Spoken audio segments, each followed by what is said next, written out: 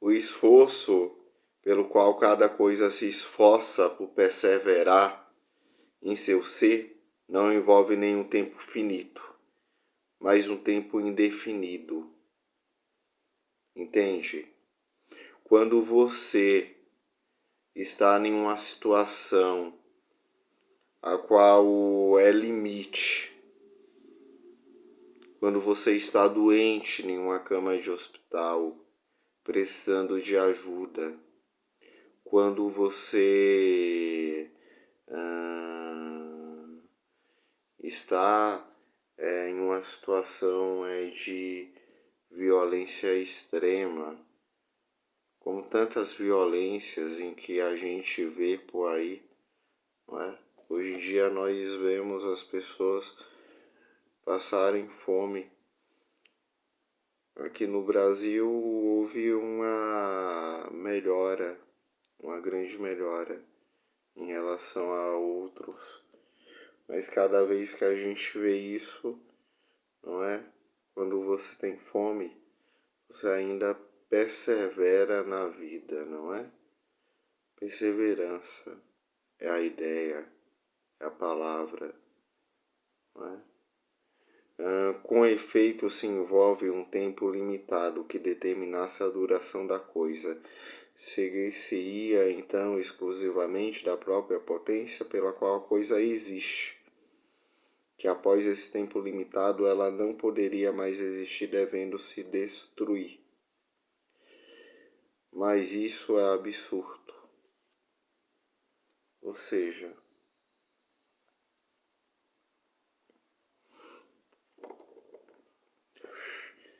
é impossível você se autodestruir.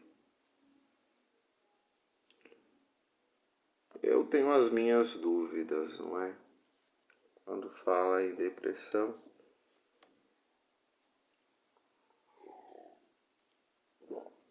o suicídio é uma forma, mas não tem como você falar, eu quero que eu morra agora. Deus me mate agora se você existir. Não mata.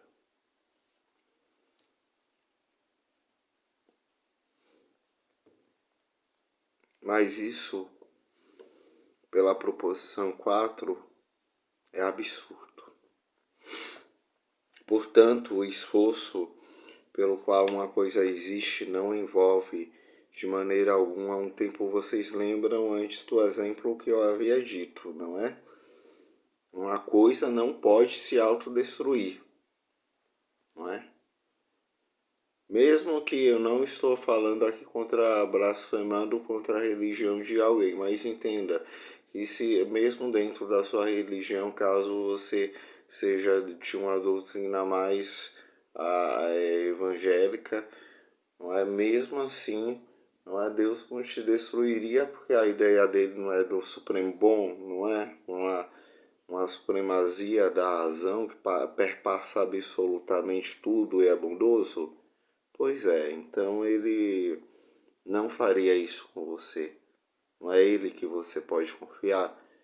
Então, não é?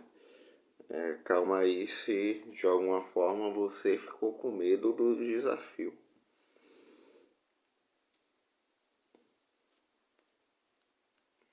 Mas voltando para o texto, não é? Nós estamos falando disso, que não se autodestrói. É absurdo.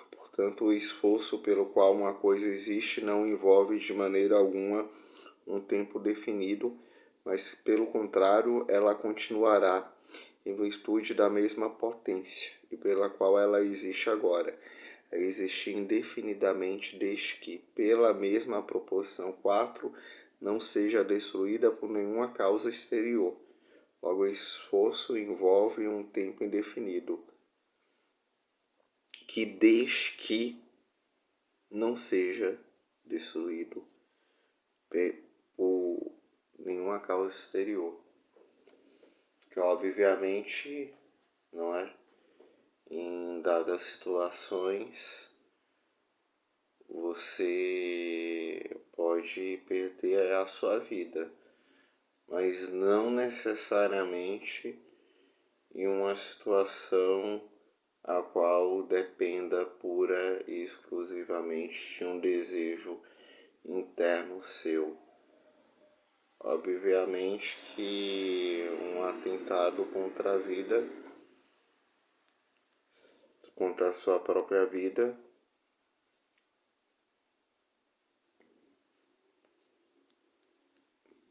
ainda assim não depende exclusivamente de você, se vai conseguir ou não.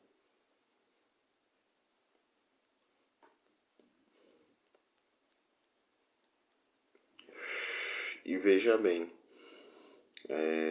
acho que o bem mais precioso que a gente tem é a vida, não é? Eu falando isso com o tabaco aqui na mão. Ai, meu Deus do céu. É engraçado. Mas é porque não é o meu lado indígena baixo forte, é quase uma força xamânica, embora eu precise, né? Eu tenho uma amiga que falaria, cuidado pra essa força xamânica não te matar. Ai, ai, a mente quer enquanto tem ideias claras e distintas, quer enquanto tem ideias confusas, esforça-se por perseverar em seu ser por uma duração indefinida.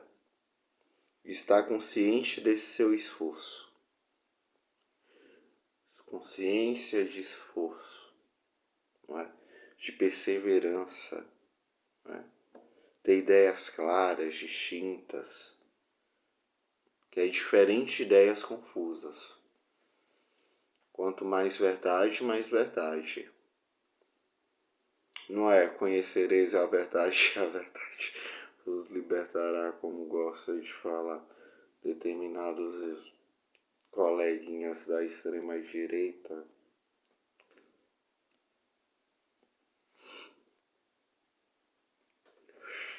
Que Deus a tenha no túmulo da democracia. Ai, ai.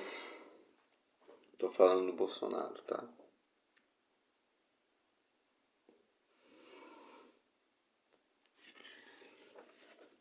Demonstração. A essência da mente é constituída de ideias adequadas e de ideias inadequadas.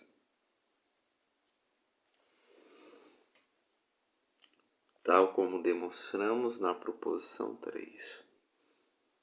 Ela se esforça, pois, pela proposição 7, por perseverar, em seu ser, quer enquanto tem as últimas, quer enquanto tem as primeiras, o que ocorre por uma duração indefinida. Ora, como a mente, por meio das ideias das afecções do corpo, está necessariamente consciência de si mesma, pela proposição 23, da parte 2, ela está consciente, portanto, pela proposição 7, do seu esforço, segue que demonstrado. Então ela se esforça por perseverar no seu ser, não é? Enquanto a sua mente está lá, enquanto o seu corpo está sendo mantido, ela está lá. Enquanto a mente. Esse esforço, à medida que está referindo apenas à mente, chama-se vontade.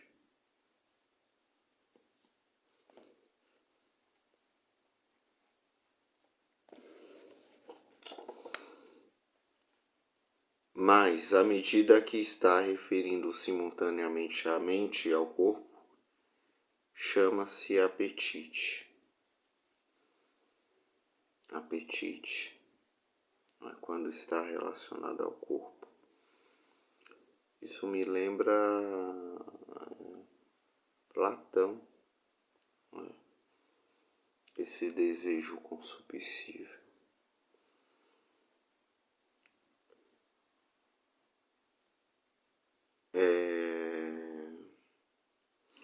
qual, portanto, nada mais é do que a própria essência do homem,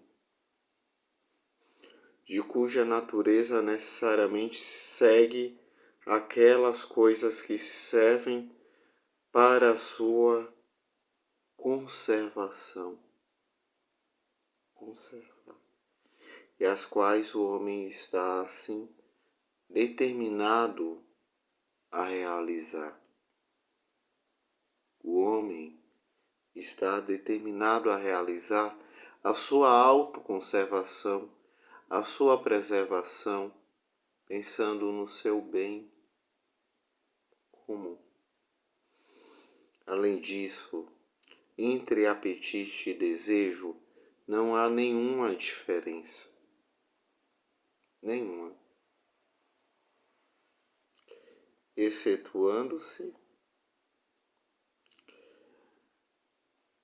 que comumente refere-se o desejo aos homens, à medida que estão conscientes de seu apetite, não é? Que é diferente de vontade. Vontade é algo que chegamos através de concepções puras e simplesmente mentais. Além disso, entre apetite e desejo não há nenhuma diferença, excetuando-se, pode-se fornecer assim a seguinte definição: o desejo é o apetite juntamente com a consciência que dele se tem. O desejo é o apetite juntamente com a consciência que dele se tem. Quando eu tenho, não é, um determinado apetite para o corpo, um determinado instinto para o corpo, não é? E outro, não é, o desejo, pode-se dizer que o primeiro torna-se quando consciente. O desejo é o apetite juntamente com a consciência que dele se tem.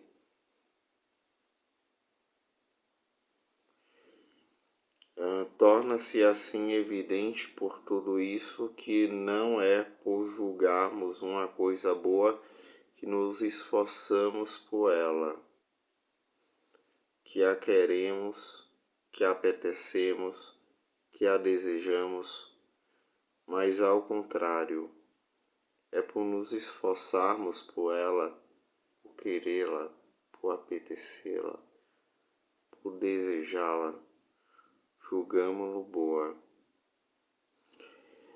Eu fiquei em dúvida aqui nesse seguinte tópico. Além disso, entre o apetite e desejo não há nenhuma diferença, excetuando-se que comumente refere-se o desejo aos homens à medida que estão conscientes de seu apetite. Acho que eu entendi.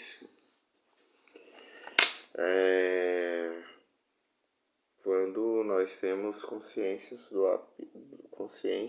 do apetite que toma conta do nosso corpo.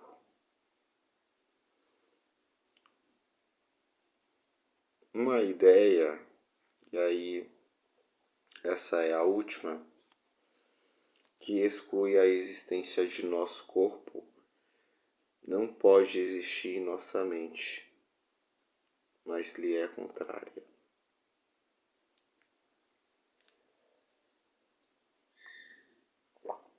Uma ideia que exclui a existência do nosso corpo não pode existir em nossa mente, mas lhe é contrária. Ideia que está fora da nossa mente e que por isso não é nossa, é de outro ser, que não é melhor nem pior do que você, mas é apenas outro. Qualquer coisa que possa destruir o nosso corpo não pode nele existir, pela proposição 5. Qualquer coisa que possa destruir o nosso corpo não pode nele existir. Consequentemente, a ideia dessa coisa não pode existir em Deus, enquanto ele tem ideia de nosso corpo, pelo corolário da proposição 9 da parte 2, isto é, pelas proposições 11 e 13 da proposição 2. A ideia dessa coisa não pode existir em nossa mente. Pelo contrário, vamos pela proposição 11 e 13 da parte 2, que primeiramente constitui a essência da mente, é a ideia do corpo existente em ato, o que é primordial para nossa mente. É o esforço para afirmar a existência de nosso corpo. Portanto, uma ideia que nega a existência de nosso corpo, é contrária à nossa mente. Eu citei exemplos fortes. Vamos dar uma baixada, não é? Naquilo a qual nós estamos pensando. Foram pensamentos que eu me deixei levar, não é devido a gostar tanto de tragédias gregas. Quem já leu um antigo na Édipo Rei, antes de se lembrar o quão atraente é.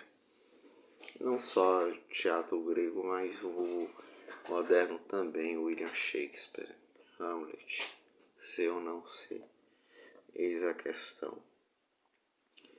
Uma ideia que exclui a existência de nosso corpo não pode existir em nossa mente, mas lhe é contrária. Não é? Existe a ideia. Se não existe na nossa mente, é porque não é nossa. E passa a ser de outra. Não é? Qualquer coisa que possa destruir o nosso corpo não pode nele existir. Não é? Não existe nada inscrito no seu DNA que vai fazer você entrar em combustão. Me desculpa, o adolescente, autocombustão não existe, tá bom? Já me fizeram essa pergunta em sala de aula, a não ser que você taque gasolina no próprio corpo, sentada em uma cadeira, aí a autocombustão existe. Não é? Consequentemente, a ideia dessa coisa não pode existir em Deus, enquanto ele tem a ideia de nosso corpo, pelo corolário da proposição 9 da parte 2, isto é, pelas proposições 11 e 13 da parte 2. A ideia dessa coisa não pode existir em nossa mente, entendeu? A ideia dessa coisa não pode existir na nossa mente. A ideia de auto, não é? Não é um aparato que seja contrário à sua própria existência. Nós estamos falando de afetos aqui. Afetos.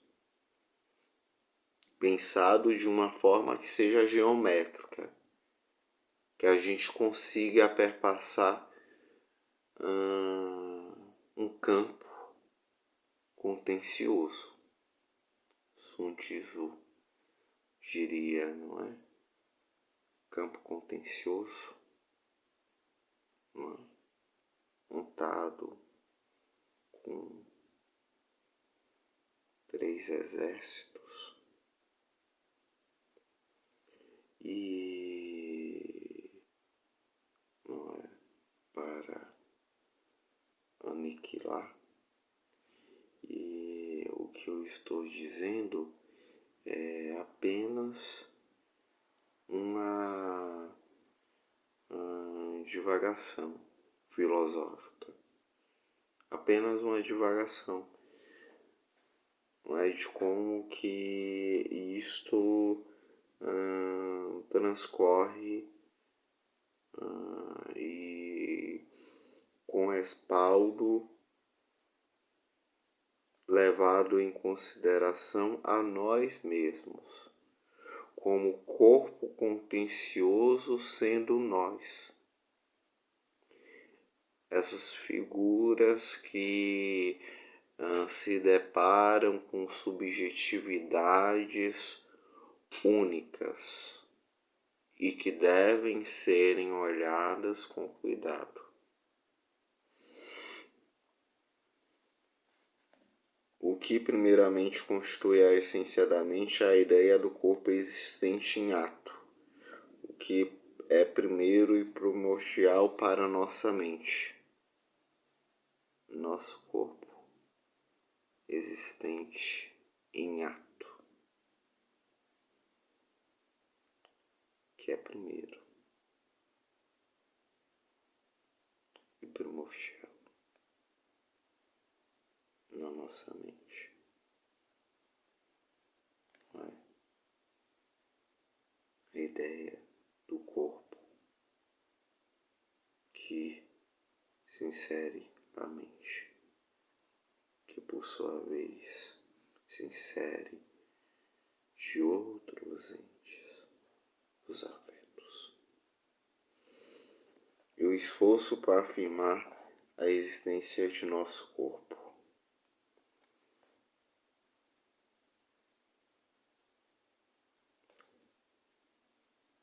De novo, a afirmação do nosso corpo.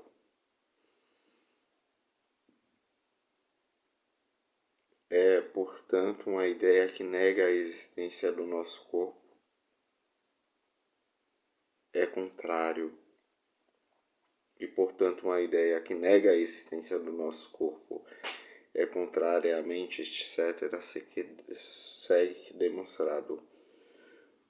Desculpa. E, portanto, uma ideia que nega a existência de nosso corpo é contrária à mente, etc. Não é? É contrário.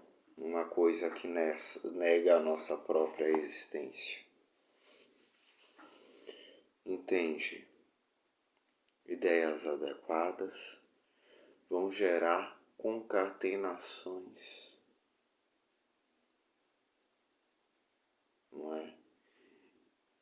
Adequadas, de cunho individual ou subjetivo, independentemente de qual conceito você use, e ou não é outro aspecto aí tangenciável. Eu me perdi um pouquinho na argumentação, mas é porque eu queria dizer que é um trabalho de lidar com a afeição, e esse trabalho ele é interno, ele não é um trabalho externo. Pois bem, ficamos por aqui. A filosofia está presente.